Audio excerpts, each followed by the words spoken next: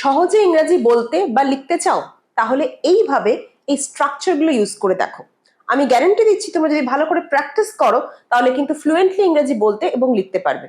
এই স্ট্রাকচার দিয়ে ইংরেজি শেখার আজকে ভিডিও 2 সেকেন্ড ডে। আজকে আমরা অলরেডি একটা ভিডিওতে বেশ কিছু স্ট্রাকচার শিখেছি, আজকে শিখবো আরো কতগুলো স্ট্রাকচার। যারা নতুন রয়েছো খাতা পেন নিয়ে বসে পড়ো, ভিডিওটা ভালো লাগলে লাইক শেয়ার কমেন্ট করবে এবং চ্যানেল সাবস্ক্রাইব করতে ভুলো না। Let's start the class. শেষে দেখা গেল রিয়া ক্লাসে সর্বোচ্চ নম্বর পেয়েছে। শেষে দেখা গেল, it turns out, it turns out that Riya has got the highest marks in class. It turns out, শেষে দেখা গেল, শেষে দেখা গেল রামই আসল অপরাধী। It turns out that Ram is the criminal. It turns out that Ram is the criminal, is the real criminal, the real culprit, আসল অপরাধী। তাহলে শেষে দেখা গেল, এটা ফ্রেজটা আমরা কি ইউজ করি? It turns out। এখানে কি বলেছি? It turns out, শেষে দেখা গেল রিয়া ক্লাসে সর্বোচ্চ নম্বর পেয়েছে, মানে সব থেকে বেশি নাম্বার পেয়েছে। It turns out that Riya has got the highest marks in the class বা in class। তাহলে শেষে দেখা গেল, আমি যদি বললাম শেষে দেখা গেল তুমিই সত্যি বলছিলে, it turns that you spoke the truth, it turns out that you spoke the truth, it turns out that you spoke the truth। আসল ব্যাপার হলো তোমার দয়া। what matters most, what matters the most is your kindness, what matters the most is your kindness, what matters the most, আসল ব্যাপার হলো what matters the most। আর এখানে হচ্ছে it turns out, আসল ব্যাপার হলো তোমার দয়া, what matters the most is your kindness, আসল ব্যাপার হলো তোমার নিয়মানুবর্তিতা, what matters most is your discipline, আসল ব্যাপার হলো তুমি কতটা প্র্যাকটিস করছো, তুমি কতটা অনুশীলন করছো, what matters most is how much you are practicing। আসল ব্যাপার হলো, ইংরেজিতে আমরা কি বলছি? what matters the most, what matters the most। তার গল্পের বই পড়ার প্রবণতা আছে, প্রবণতা মানে ঝোঁক বা একটা ইচ্ছা। he is inclined to reading storybooks, he is inclined to reading storybooks, he is inclined to reading storybooks। তার গল্প বই পড়ার প্রবণতা আছে। আমার সিনেমা দেখার প্রবণতা আছে, I am inclined to watching movies, I am inclined to watching movies। তার পাহাড়ে বেড়ানোর ঝোঁক আছে বা প্রবণতা আছে, he is inclined to travel in the mountains, he is inclined to trekking in the mountains। তার পাহাড়ে ট্রেক করার প্রবণতা আছে। তাহলে inclined to প্রবণতা আছে বোঝায়। ক্লিয়ার? নেক্সট কি? সত্যি বলতে কি আমি ওদের একদম পছন্দ করি না। To be honest, I also don't like them at all. To be honest, I don't like them at all. সত্যি বলতে কি? To be honest, সত্যি বলতে কি রাম একদম পড়াশোনায় ভালো না। To be honest, Ram doesn't do well in studies. To be honest, Ram doesn't do well in studies. আমি যে এক্সাম্পলস গুলো মুখে বলছি সেগুলো কিন্তু অবশ্যই নোট করবে, কারণ শুধু বোর্ডে আমি একটা করে এক্সাম্পলস দেখাচ্ছি, 2-3টে করে এক্সাম্পলস কিন্তু আমি মুখে বলছি। সো প্রত্যেকটা তোমরা 2-3-4টে করে এক্সাম্পলস পাচ্ছ। Please note them down so that you can create new sentences, যাতে তোমরা নতুন সেন্টেন্স তৈরি করতে পারো। ক্লিয়ার? এরপর কি? রাম সিঁড়ি থেকে পড়ে গেছিল, Ram fell off, the stairs. Ram fell off the stairs. সে গাছ থেকে পড়ে গেছিল। He fell off the tree. He fell off the tree. O double F.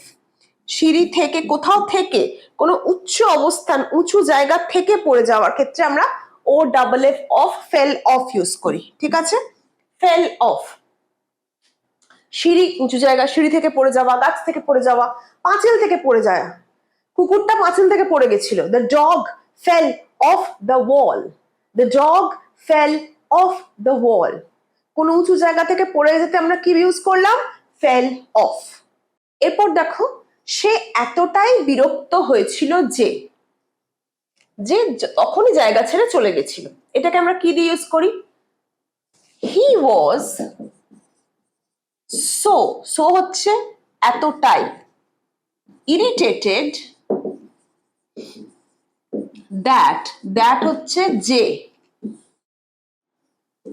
he left the place, সে জায়গা ছেড়ে চলে গেছিল তখনই, immediately। so আর that ইংলিশে একটা কমপ্লেক্স সেন্টেন্সের স্ট্রাকচার। কখন ইউজ হয়? সে এতটাই অসুস্থ যে সে পরীক্ষা দিতে পারেনি। He was so ill that he could not appear for the exam. আরেকবার বলি, সে এতটাই অসুস্থ ছিল যে সে পরীক্ষা দিতে পারেনি। He was so ill that he could not appear for the exam. এখানেও সেরকম, সে এতটাই বিরক্ত হয়েছিল যে সে তখনই জায়গাটা ছেড়ে চলে গেছিল। He was so irritated that he left the place immediately. তাহলে এতটাই অসুস্থ, এতটাই বিরক্ত যে দিয়ে বাকিটা তখন আমরা করব so আর এই that. so that এর ইউজ আমরা এইভাবে করে থাকি। এটা একটা কমপ্লেক্স সেন্টেন্স, একটু বড় সেন্টেন্স স্ট্রাকচার, কিন্তু একবার শিখে গেলে ইজি, মানে ব্যবহার করা একদম জলের মতো ইজি। নেক্সট, তোমার হাতে সময় আছে, সময়ের সদ্ব্যবহার করো। You have free time বা you have time. Make the most of it. তোমার হাতে সময় আছে, তার সদ্ব্যবহার করো। মানে এখানে সময় আর না বলে তার বললেও হতো, আমি ইংরেজিতে তাই লিখেছি, তার সদ্ব্যবহার করো। You have free time, make the most of it. You have free time, make the most of it. Make the most মানে সদ্ব্যবহার করা। সদ্ব্যবহার করা। তোমার কাছে প্রচুর বই আছে, সদ্ব্যবহার করো। You have too many books, make the most of it. Make the most of it. সদ্ব্যবহার করো। অপ্রয়োজনীয় জিনিস কেনা বন্ধ করো। Stop buying unnecessary things. Stop buying unnecessary things. জল অপচয় করা বন্ধ করো। Stop, বাকিটা তোমরা বলো।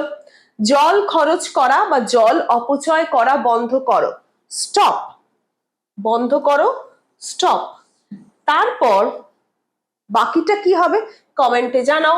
এখানে আমি হোমওয়ার্কটা লিখে দিলাম আরেকবার, কমেন্ট সেকশনে জানাবে। জল অপচয় করা বন্ধ করো, কমেন্টসে জানাবে। স্টপ, তারপর বাকিটা কি হবে। পরেরটা, পরীক্ষার আগে টিভি দেখে সময় নষ্ট করো না। Don't waste time watching TV before exam.